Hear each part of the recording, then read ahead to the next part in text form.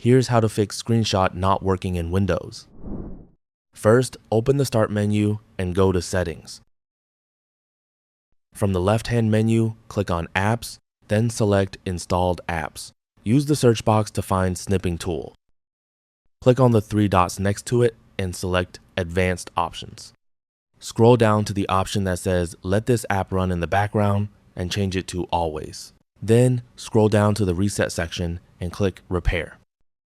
Once the repair process is complete, click Reset and confirm by selecting Reset again.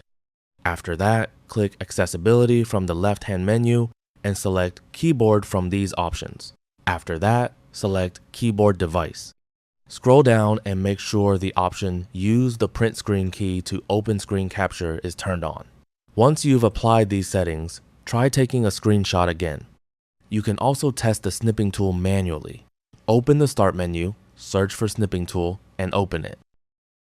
Click New and select the area of your screen you want to capture. If screenshots are still not working, open the Start menu and search for CMD. Right-click on Command Prompt and select Run as Administrator.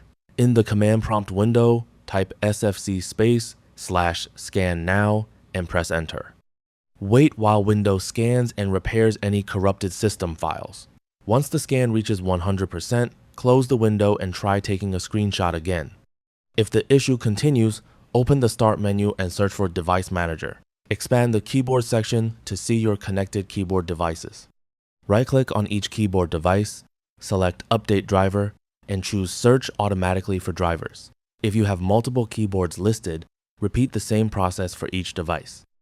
Once you've updated all the keyboard drivers, right-click the first keyboard device again and select Update Driver. This time, choose Browse My Computer for drivers. Then select Let me pick from a list of available drivers on my computer. Select HID keyboard device and click Next. Wait for the driver to install. Repeat this process for all the keyboard devices listed in Device Manager.